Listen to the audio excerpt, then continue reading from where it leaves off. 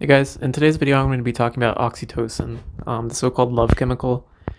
Um, this is going to be the start of a series of videos I do on commonly misunderstood neurotransmitters. Popular ones, neurotransmitters that have broken into pop culture and are widely miscategorized, misunderstood, misrepresented. I thought I'd start off with oxytocin because it's Valentine's Day, and I just thought that was a auspicious sign. All right, so right here we have the peptide that is oxytocin. It's a nonapeptide, which means that it contains 9 amino acid groups that are connected at the ends by a C terminus and N terminus. It's very similar in structure to vasopressin, which also has similar functions to oxytocin, but in different ways and in differing expression between males and females. So I'm just going to be talking about oxytocin, but it's good to keep in mind that vasopressin also plays important roles in a lot of the functions that oxytocin does as well. So over here, I've outlined kind of the behavioral effects and then also the pharmacological effects. I guess I'll first get into the pharmacological effects because that kind of plays into the behavioral effects, and so going over that first might be beneficial. So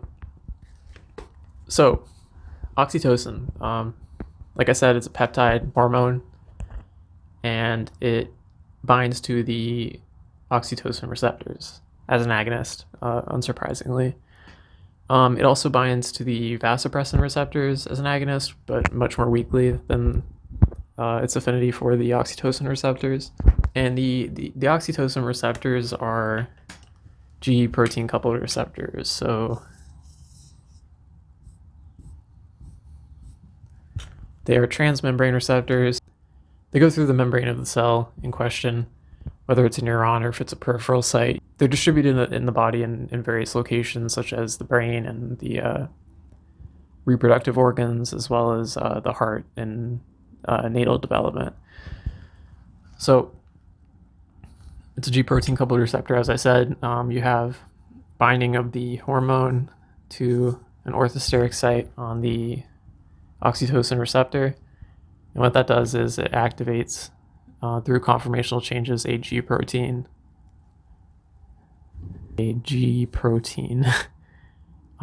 that's associated with that G protein receptor. Specifically, the G protein subtype that is associated with the oxytocin receptor is the Q type G protein, and that then goes on to activate an effector and propagate a secondary messenger and elicit the biological responses. And those functions depend on the location.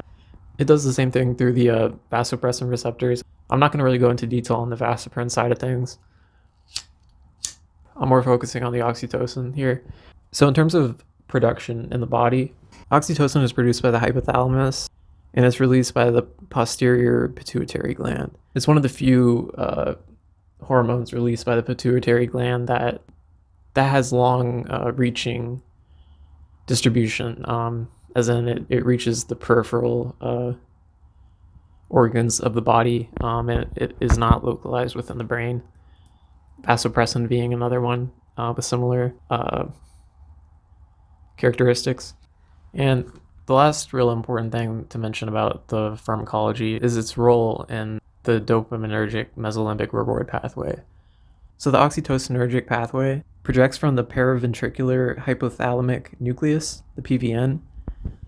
Let me just illustrate this here, actually. So it projects from the PVN, and in doing so, it innervates dopaminergic neurons in the ventral tegmental area, or the VTA. So this connects to the VTA. Oops, I cannot spell. So this connects to the VTA, the ventral tegmental area, and that area then projects into the nucleus accumbens.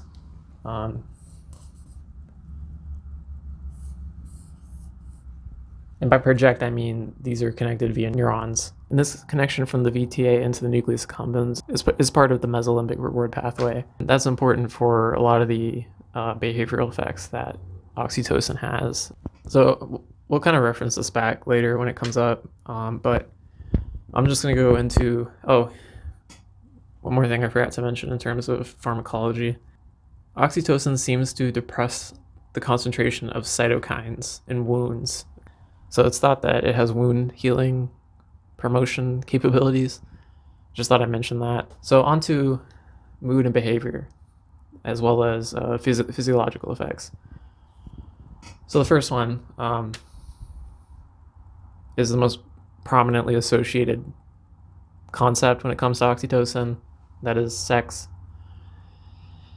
And when I say sex here, I mean its effects on the reproductive organs and on the process of sexual intercourse. Oxytocin is released during sexual stimulation and as well as during and after orgasm, to different degrees depending on sex, on biological sex. But it plays important roles there in terms of arousal, stimuli, orgasm, and post-orgasm physiology.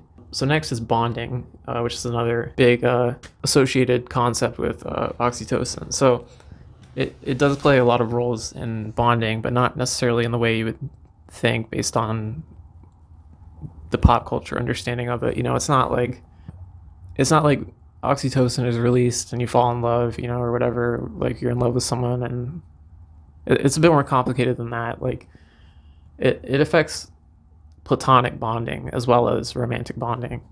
And in terms of platonic bonding, it affects so-called in-group bonding. So if you have an in-group, which means a group of people who share certain characteristics, oxytocin is thought to play a lot of roles in the strengthening of bonds within in-groups and the interactions of in-groups, both within the group and outside of the group, with out-groups, those who don't share common characteristics. It seems to increase positive attitudes between people within the in-group. It increases the chances of in-group members helping another in-group member and feeling empathy for them, and even being dishonest for them. It's associated with dishonesty in terms of lying when it benefits your in-group. And it's also implicated with in-group defensiveness, meaning protecting in-group members, loyalty to the in-group, and also with aligning with in-group ideals. That is, if an in-group has a general shared set of ideals, it tends to cement that, and if someone does not have those ideals within the in-group, or doesn't necessarily share the exact same ideals, it might facilitate them adopting them, or at least being more open-minded to them when they otherwise wouldn't be. In general, outside of group dynamics, it seems to increase social empathy. That is, higher concentrations of oxytocin increase social empathy, as well as increased trust. And like I said, it plays many roles in romantic attachment as well as platonic attachment. So next, fetal development. People don't really usually, or I'd imagine people kind of tend to stop after sex and bonding when it comes to oxytocin, but fetal development, it's pretty important there. The most noticeable way it does so is by affecting embryonal cardiac myocyte differentiation, which is a process during the initial growth of the embryo where cardiac cells differentiate and begin to essentially perform distinct roles, which is important in the formation of the heart and in the formation of a healthy, functioning heart. That kind of ties into pre- and postnatal functions. In terms of the mother of a child, oxytocin seems to stimulate maternal behavior, caring for a child in like a hardwire brain sense. For example, they gave oxytocin antagonists to I forget which type of animal, but they gave it to some type of animal who was a new mother, and it stopped displaying maternal behaviors. It stopped taking care of its child and showing its child affection. And then they gave oxytocin infusions to a virgin animal, and it began displaying maternal behavior. It began taking care of baby animals that weren't its own. So it seems to have a strong role in maternal behavior. And in terms of physiology, during birth, it promotes contraction of the uterus, and it does so through binding to the peripheral oxytocin receptors during labor, the receptors found in the uterus. Also, oxytocin facilitates lactation as well. There are oxytocin receptors in the mammary glands, and it helps milk reach the lactiferous ducts. That is, oxytocin binding to these oxytocin receptors within the mammary glands helps the milk reach the lactiferous ducts, where it is then excreted through the nipples for feeding the baby. So I already went over the social group dynamics and bonding. I guess social group dynamics are part of the concept of bonding, but depression. It's thought to be implicated in depression. There's not really much information about how it might be implicated in depression, but it's thought that reduced levels of oxytocin can contribute to depressive symptomology. So I thought I'd mention that, even though there's not really that much to go in depth on there. It's also implicated in autism. I couldn't really find too much information on that, but I imagine that if it is implicated in autism spectrum disorders, that it may have a role in the social dynamics of an autistic individual, like the difficulty maintaining and establishing relationships and in communicating feelings. I'm not really sure that's conjecture, so take that with a grain of salt. A decrease in oxytocin through mutations in the gene that expresses oxytocin is shown to cause aggression and antisocial behavior. And autism itself, it's not characterized by aggression and antisocialism by nature. I mean, of course, it's individual, but generally speaking, autistic individuals aren't, aggressive and antisocial. They might have difficulty with socialization. They might have anxieties and fears and barriers that prevent them from such endeavors, but I don't think that link specifically plays into autism. Or if it does, it might play into certain levels of autism. Personally, I've worked with autistic individuals as volunteer work. And then later I was actually diagnosed with autism, or rather Asperger's originally, and then it was changed to ASD level 1 after the term Asperger's fell out of favor in the psychiatric community. But I worked with a lot of autistic individuals, and I can see how oxytocin might play a role in those with more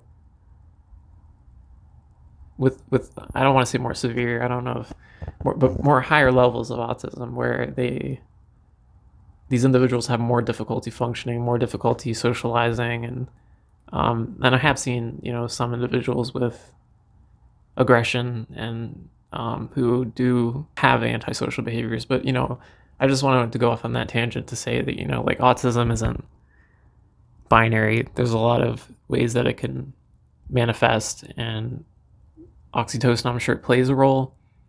I'm not sure, but it seems to be implicated in playing a role, but the degree to which it does so is unknown. So I just wanted to share my thoughts on that. Okay, so fear and anxiety. Now, a lot of people don't associate oxytocin with fear and anxiety. It's a love molecule. It makes you love people, right? But through its activity in the VTA and the nucleus accumbens, I could get into a whole tangent on dopamine, and its effects on cognition, mood, behavior, but its interaction, that is oxytocin's interaction with the dopamine reward pathway, is incredibly important in this aspect, the fear and anxiety modulation. It doesn't elicit fear and anxiety, as in it doesn't cause it, right? It modulates its levels when it already exists. It seems to increase approach and avoidance to social stimuli and or increase salience of social stimuli, which seems to help focus attention on socially relevant stimuli, which that's a very dopaminergic action, I guess. Motivational salience, aversion, approach. It doesn't increase anxiety directly, but if you have memories of a past event that was a stressor, like going to the dentist, for example, increased levels of oxytocin might increase the fear or anxiety response elicited by then going to the dentist again when that memory is already cemented. And it does so through the dopaminergic pathway. If you have good memories that are formed of a certain social circumstance or stimuli or whatever, like if you go out and get a coffee with someone and it's an enjoyable experience, the dopaminergic reward pathway can help cement that memory as something to be recalled later on in terms of reinforcing that type of positive motivation. It does so both positively and negatively. I mean, people tend to equate dopamine with, like feel good, but it affects, if you touch a hot pan, you're going to remember that, and dopamine is going to help play a role in cementing that as a memory that can then be recalled that would prevent you from doing that again. So-called, aversive salience.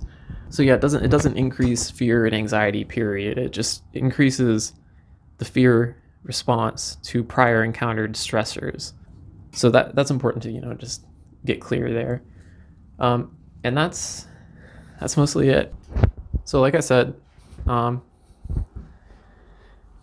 oxytocin is vastly misunderstood among many other neurotransmitters and hormones, endorphins, dopamine, serotonin. I thought it was good to kick off a series on this because I think that it's important to understand these vital, important, pervasive neurotransmitters, and they're widely misunderstood and oversimplified. Yeah, it was fun. It was a short little video, I guess. There wasn't really much. I could have gone more into depth on certain things, but it's just kind of the overview, And I hope that was helpful, and I hope you have a good day.